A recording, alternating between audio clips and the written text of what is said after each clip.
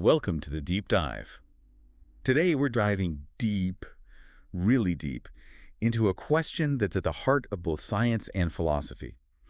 What is scientific progress? What does it even, actually mean? It might seem like a pretty simple question at first glance. Yeah, you discover new stuff, science moves forward. Right. But, as any philosopher will tell you, things get a lot more complicated, a lot more quickly than you'd expect. Yeah, for sure.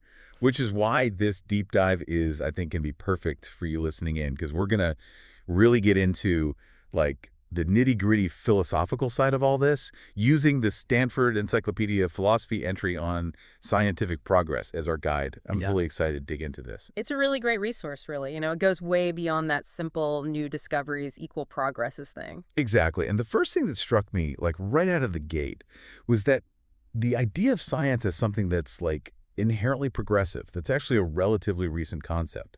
Yeah, you're right. It's closely tied to the Enlightenment.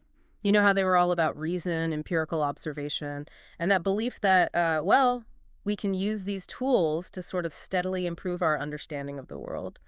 Before that, people thought about progress, maybe in cycles or Mhm. tied into religious ideas. So we're seeing right off the bat that this idea of progress is loaded with values, right? It's Right. about making judgments, about deciding what's better. It's not just describing what happens in science, it's an evaluation.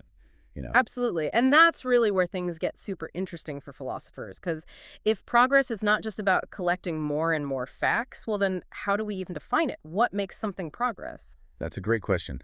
The Stanford Encyclopedia of Philosophy breaks down all these different ways that science can advance, like getting more funding, becoming more professionalized, developing new methods, all that.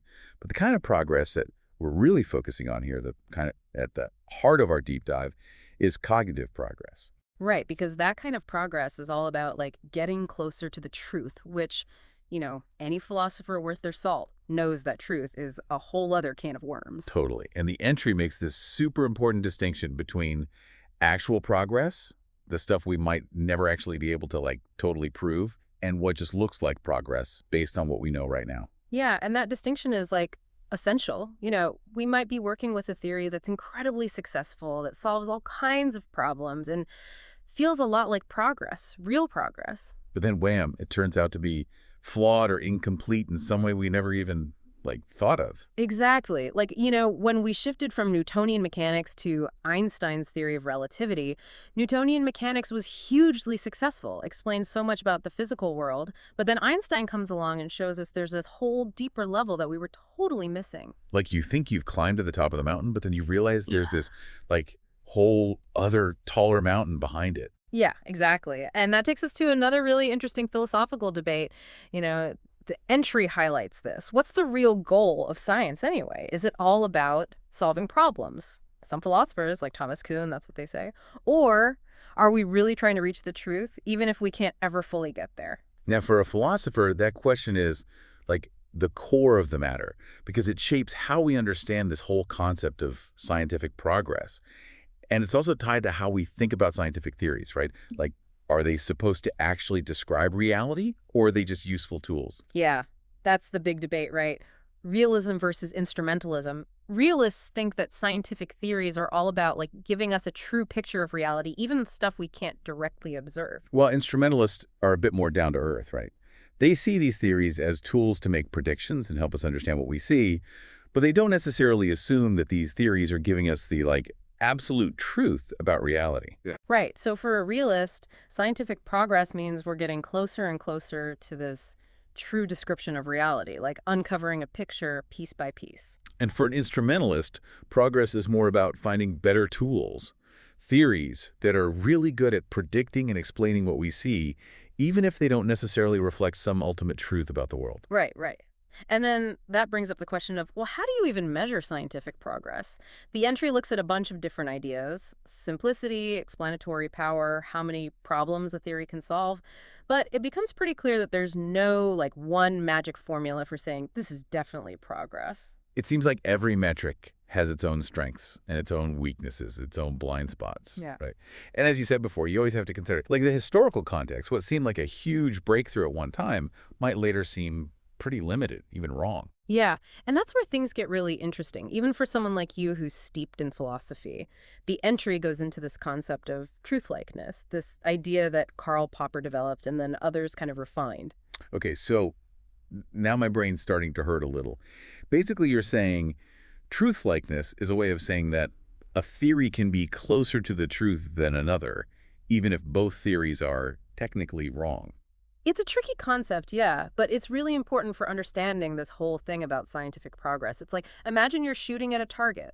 One arrow might miss the bullseye totally, but still be closer than another arrow that's way off in the other direction. So even a theory that's wrong, it can still have more truth than another wrong theory if it's like pointing us in the right direction. Exactly. And truth-likeness is a way to make that idea, that intuition, more rigorous. It helps us compare theories, even when they're both flawed, and see which one is closer to the truth? This seems like a super useful tool, especially because, historically, most of what we think we know scientifically is probably going to be replaced by something better eventually, right? Exactly. Truth-likeness lets us say, okay, our knowledge is always changing, but we're still moving in the right direction. Okay, so truth likeness is like powerful, but the entry doesn't stop there. It also gets into this argument from Alex Bird, this philosopher, who says that real scientific progress needs justified true beliefs, not just stumbling on the truth by accident. And this raises a really interesting point. Can you really have scientific progress if your beliefs aren't based on, good reasons? Like, if we just stumble on the truth by chance, is that really progress? Where do you stand on that? It gets right to the relationship between like truth, belief, and justification. Whoa. Okay, and as if that wasn't enough to chew on, the entry throws in another wrench, something called incommensurability. So the idea is it's super hard to compare different scientific theories objectively, because even how we observe things is shaped by the theory we're using. It's like we're looking at the world through these different lenses, and those lenses affect what we see and how we understand it. Yeah, I get it. So how can we ever really say for sure that one theory is better than another when they might be working with totally different ways of understanding things? It's like trying to compare apples and oranges. Right. They're both fruit, but they're just fundamentally different. This whole incommensurability thing, it's a real thorn in the side for philosophers of science, especially for those who are trying to define like a clear and objective idea of what scientific progress even is. It reminds me of that thing Thomas Kuhn talked about, how paradigm shifts in science are like gestalt switches, where you're Right. looking at something and suddenly you see it in this totally different way. Yeah, that's a good analogy. It shows how, when our theoretical framework changes, our whole understanding of the world can shift. It even makes it hard to talk about progress in a straightforward way because what we're using to judge progress, that might change too, right along with the paradigm. So with all this complexity, can we even say for sure that science is progressive? Are we just chasing after something that's always changing, a target we can never actually hit? It's a really tough question, and not surprisingly, there's no easy answer. It really comes down to your philosophical perspective? But the Stanford Encyclopedia of Philosophy entry, it seems to lean towards a kind of cautious optimism, I'd say, even though it recognizes these challenges like incommensurability and the fact that our theories always influence what we observe. I'm sensing a but coming. Of course. A lot of that optimism comes from the scientific realist point of view, that idea that our theories are at least trying to describe, reality as it is, independent of our minds. If that's the goal, then the theories that are more truth-like, even if they're not perfectly accurate, those represent progress. So even if we never find, like, the one true theory of everything, we can still make progress by getting closer to that ideal, right? Making theories that are more truth-like than the ones that came before. Right. And there's another argument for scientific progress. It's called the no miracles argument. Basically, it says that the fact that science works so well, like we can use it to build bridges and cure diseases and send rockets into space, that would be a total fluke, a miracle, if our theories weren't at least partly true. So the fact that science actually works, that's a good sign, right? Yeah. Suggests we're on the right track, getting closer to understanding the universe. Exactly. Now, this doesn't mean that every single thing that's ever happened in science has been a step forward. Obviously, there have been mistakes, wrong turns, dead ends, plenty of those. Oh yeah, for sure. The history of science is full of those. But the Stanford Encyclopedia of Philosophy, it seems to be saying that the overall trend, the big picture, that shows progress, like a road with lots of curves and detours, but ultimately it's going somewhere. And it's really important to remember that even when a scientific theory is eventually replaced by a better one, it doesn't mean the old theory was completely useless. It might still be useful for certain things, or it might have parts of the truth that are then refined and built upon by later theories. But like Newtonian mechanics is a perfect example. We know it's not the whole story, but it's still incredibly useful for all sorts of things. Exactly. Those, quote, false theories, they can still contribute to progress by laying the groundwork for new discoveries. And, like we talked about before, they can still be truth-like in the sense that they have some truth in them, which is then expanded on by later theories. Okay, so we've kind of established that science can be progressive, that it has made real progress over time. But how do we deal with the fact that what looks like progress now might turn out to be wrong later? It feels a little shaky, like building a tower on a foundation that could move at any moment. That's where that distinction between real progress and our estimates of progress comes in. We can never be absolutely 100% sure that we're making real progress because our knowledge, it's always provisional, always open to revision. It's like navigating by the stars. Mm. We can chart a course, but we got to be ready to adjust as we get more information. So in a way, we're always taking a bit of a gamble when we say science is making progress. In a sense, yeah, but that's also what makes science so exciting. We're constantly pushing the limits of what we know, trying to refine our understanding, trying to get a clearer picture of the universe. And even if we, trip up or take a wrong turn, we still learn something along the way. We're making our map better, you could say. So even if we can't be totally sure we're on the right path, the process of scientific inquiry itself, all that testing and revising, that's a form of progress in itself. That's a really good way to put it. We're learning more about the world, even when we're learning that what we thought we knew was wrong or incomplete. We're narrowing down the possibilities, getting closer to how things really are. That makes sense. But I'm still stuck on this incommensurability thing. If what we see is always affected by the theories we're using, how can we even compare theories to say that one shows more progress than another? It's like we're trapped in our own little theoretical worlds, and we can't really judge which one is better. It's a good point, a valid concern, but there are ways to think about it. One way is to accept that maybe perfect objectivity isn't possible, but we can still aim for intersubjectivity. That means trying to get a shared understanding, something that goes beyond our individual viewpoints. We can do that by talking to each other, comparing what we find, and looking for areas where we agree. So even if our theories influence what we observe, we could still have real conversations, compare our results, and maybe come to some kind of agreement about which theories are better at explaining the world. Exactly. It's about finding common ground, building a shared understanding, even if we're coming at it from different theoretical angles. And another approach is to focus on the practical stuff, the things science helps us do. If the theory leads to new technology, new medical treatments, solutions to real problems, that's a good indicator of progress, even if it doesn't perfectly capture some ultimate truth. Right. If a theory helps us build a better bridge or come up with a new vaccine, that's a good sign it's on the right track, even if it doesn't perfectly reflect the underlying reality. Exactly. Those practical successes, they can actually be evidence for the truth-likeness of a theory. If it lets us make accurate predictions and do things in the real world, that suggests it's at least somewhat aligned with how things actually work. Like a map. If it helps you get around a city, it's probably a pretty good map, even if it doesn't show every little detail perfectly.